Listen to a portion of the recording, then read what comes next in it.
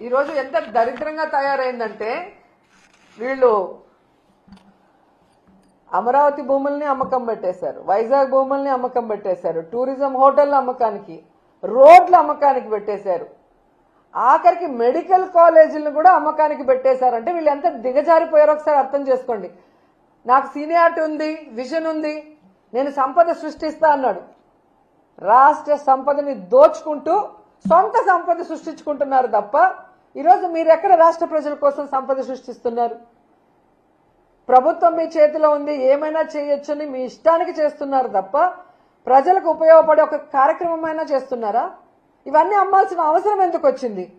15 నెలల్లో దాదాపుగా 1,97,000 కోట్ల రూపాయల అప్పులు తెచ్చిన మీకు, వెల్ఫేర్ స్కీమ్స్ ఇవ్వని మీకు, డెవలప్మెంట్ చేయని మీకు, పూర్తి చేయాల్సిన వాటిని కూడా నిలిపేసిన మీకు ఎందుకు లక్షల కోట్ల అప్పు చేయాల్సి వచ్చింది? ఆ డబ్బు ఏమైంది?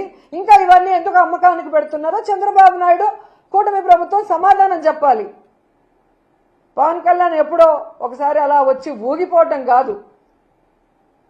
ఈరోజు నువ్వు షూటింగ్లు చేసుకోవడానికి కాదు నీ కోట్లు ఇచ్చింది, ప్రభుత్వ ధనంతో స్పెషల్ ఫ్లైట్లు ఎక్కి ఎంజాయ్ చేయడానికి కాదు నీకు ఓట్లేసింది.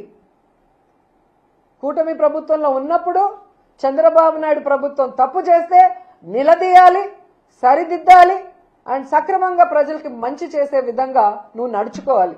కానీ నీ నియోజకవర్గం పిఠాపురంలో అమ్మాయిని రేప్ చేసినా పట్టించుకో, రైతుకు యూరియా దొరక్క ఎండల్లో వాళ్ళు నించొని రోజుల తరబడి ఏడుస్తుంటే పట్టించుకో, ఇదే పిఠాపురంలో నిరుద్యోగులకి ఉద్యోగం ఇవ్వకపోయినా, నిరుద్యోగ భృతి ఇవ్వకపోయినా పట్టించుకో.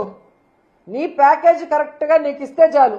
ఒక హెలికాప్టర్ కొనిచ్చేశాడు, ఇంకా ఎక్కి తిరుక్కుంటూ ఉంటున్నావు. అంతేగాని ఏ రోజైనా రాష్ట్ర ప్రజల గురించి, రైతుల గురించి, మహిళల గురించి ఆలోచిస్తున్నావా? వాటి గురించి ఎప్పుడైనా మాట్లాడుతున్నావా? ఈ 17 మెడికల్ కాలేజీల అమ్మకానికి పెడితే కనీసం బుర్రున్న ఎవరైనా కూడా దానికి మద్దతు తెలుపుతారా? కానీ నువ్వు కూర్చొని తల ఆడిస్తున్నావు అంటే ఈరోజు రాష్ట్ర ప్రజలు నీకు ఓటేసినందుకు సిగ్గుపడుతున్నారన్న విషయాన్ని కూడా తెలుసుకోండి.